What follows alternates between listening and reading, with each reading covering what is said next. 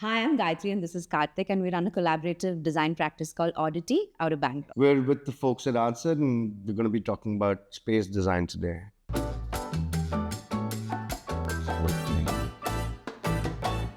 Given that we're somewhat of a noisy country, are there any materials that can possibly help to reduce the amount of noise that goes into the house? A lot depends on what kind of house you're moving into. If you're building something on your own, you have far more control over what goes between the walls. You have plenty of options. There's self-expanding foam, there's silicone, various grades that help in soundproofing. If you're moving into a pre-done apartment in the city, sound not just travels through, for example, a door or a window, but through the gaps, and you get acoustic sealants.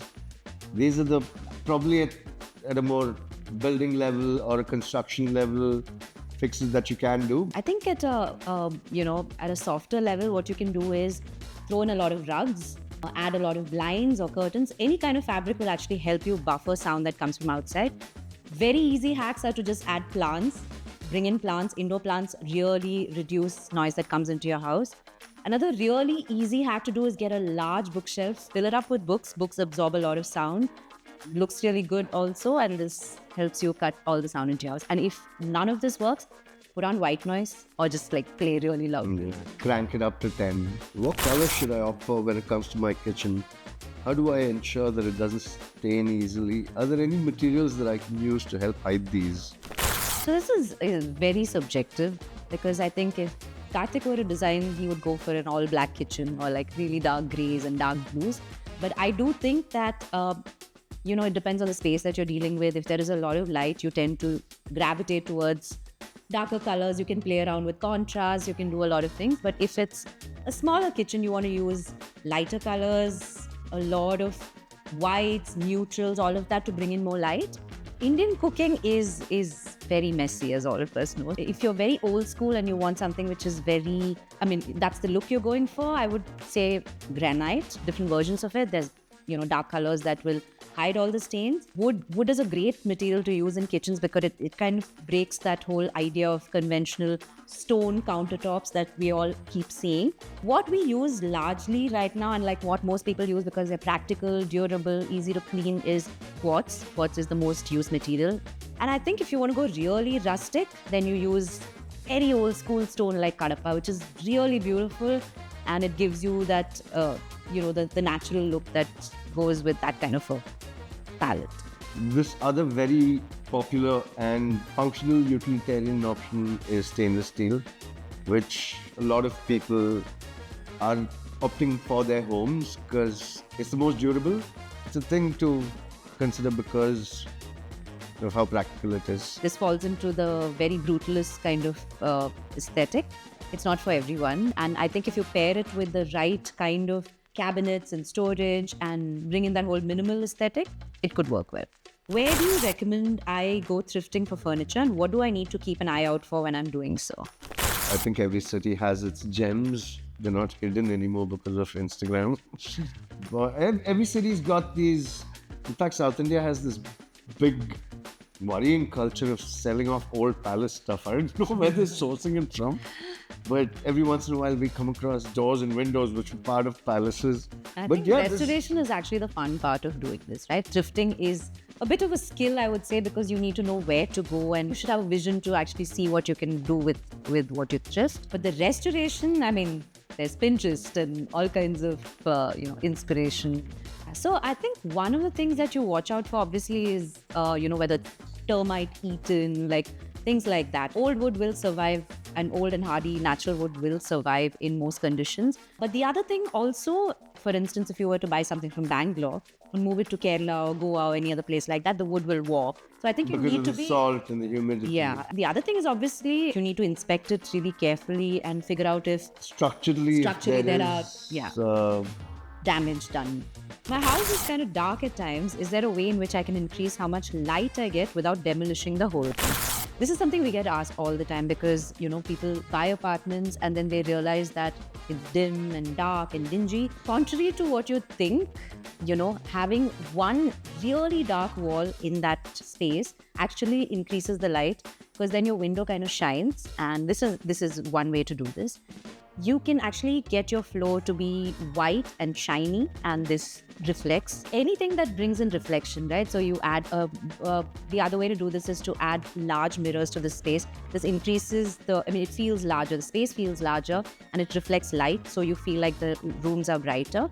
Everything that you use in those rooms, like apart from that really dark contrasting wall, you want to just add in a lot of whites. All your furniture, your drapes, your rugs, all of that needs to be light, neutral, anything that kind of brings in more light into the room. So the other thing is also to add lights. I mean, of course, this is probably not the most energy efficient way to do this, but you have indoor lighting, and you throw in a bunch of table lamps, floor lamps, all of those. It does obviously increase the lighting levels and change the mood of the space.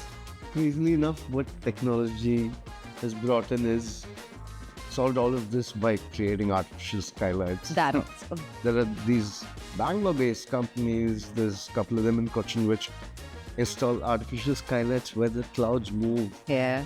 You can obviously program it to whatever you want. Bart Simpson sky, anything you want.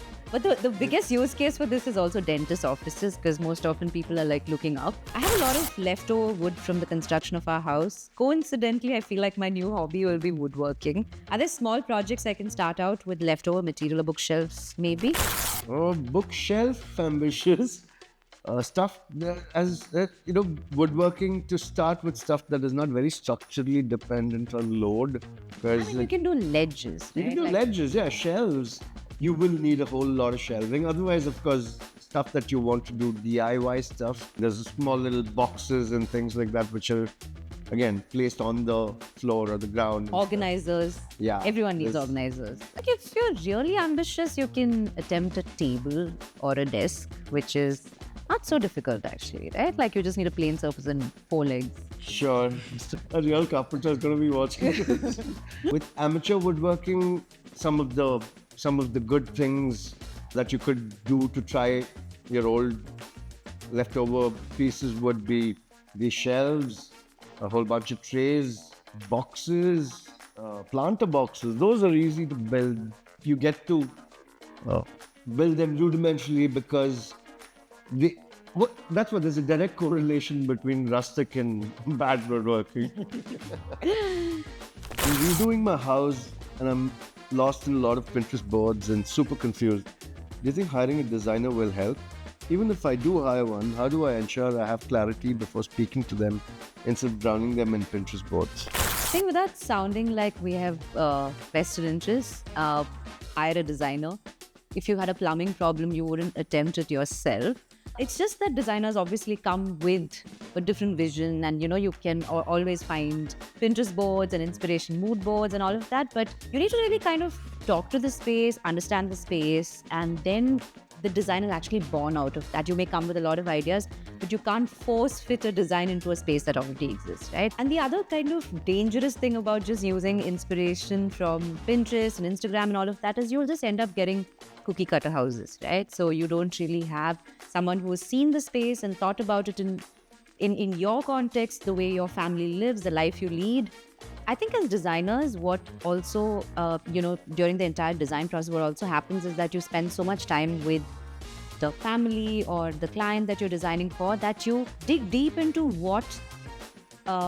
into probably problems that they don't even realize that they have. And these are the kind of insights that you glean and that actually kind of, drives the design process. One thing that I definitely will say about designers is to be able to stitch all these Pinterest ideas that the client has or anybody, you have like 20 different, how do you stitch them together? I want my house to be colorful, but I also don't want things to look gaudy. How can I incorporate some bold colors into my house without it looking ugly? You can't have rules for colors. So I think the key to actually doing this is if you've already decided to go bold, that means you are brave, and this means you have to do the unexpected. Don't go with, ready palettes or prescribed palettes, so to say.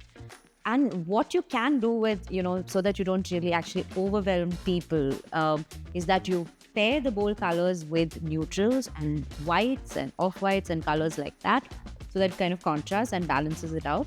you also look at how you can bring in patterns into this, and where if you're actually if you're going bold with your paints and if you're going bold with your walls, then you want to actually balance it out with furniture that's slightly more neutral, slightly understated. But traditionally, itself, like for example, a bedroom, because of the sheer volume and the size of a wardrobe, ends up being a lot of wood or shades of wood. I think it's also prudent to look at what space you are doing this in. You wouldn't typically want to go bold with your bedrooms because these are spaces of where you typically want to have Sleep calmer colors. You want to be able to relax. And I think when you choose colors that are really in your face and bold, you want to actually look at spaces where you'd be doing very activities that have high energy. I think prudence in where you actually use these colors, and obviously, like, I think somewhere the idea of pairing colors that go together so that, you know, even if you go bold, you don't actually go berserk. If I had to prioritize one specific thing when I'm building my house, when it comes to the interiors, what should I prioritize? Your bathrooms and your internet. The internet, of course, is not part of the interiors, but I think your bathrooms, to me, that's what matters the most. When I go on holiday, I want to come back to my bathroom because it's so beautiful. And it's where today a lot of focus on design is going. You're seeing a lot of designers pushing the envelope to make sure your bathroom is as unique as the rest of your house, right? It doesn't have to be a standard. We have people picking very, very, very bold designs for their bathrooms. I think I have a very different point of view on this, which is I think what you really need to prioritize is creating a space that's very uniquely your. I mean, the extension of your space as probably as an extension of your personality, looking at it like that, or whatever is important to you as unique to your family or to yourself or to your workspace. I think that's what you prioritize when you actually go looking for a designer. Someone who gets that, someone who's able to tap into that, understand it, accelerate that, you know, elevate it, and then kind of translate that into design to give you that kind of space. My partner and I are having an argument about where we should put the TV in our house. What would an expert do? Bang in the living room. Oh. No. You got if you do have an entertainment space, obviously there, but or in a bedroom or in your work studio, a TV today. The earlier concept of the whole family sitting together and watching something doesn't have to happen in the living room. Now, thankfully, I think it's home theater systems that have made people get entertainment rooms because you don't want to put a massive home theater system in your living room, right? I think it would be wise to put TVs in private spaces where you. But again, Unless also, you're watching a match. No, ultra short throw projectors are redefining the category, right? You can mount them on your false ceiling that you don't even realize there's a projector there. They're 2 feet or a foot away from the skirting, and you don't even realize it's actually a piece of technology. But yeah, I think the bedroom is where I have most use for a television. When I'm with friends, I don't watch TV. Yeah, the whole idea of Nobody watches UFC.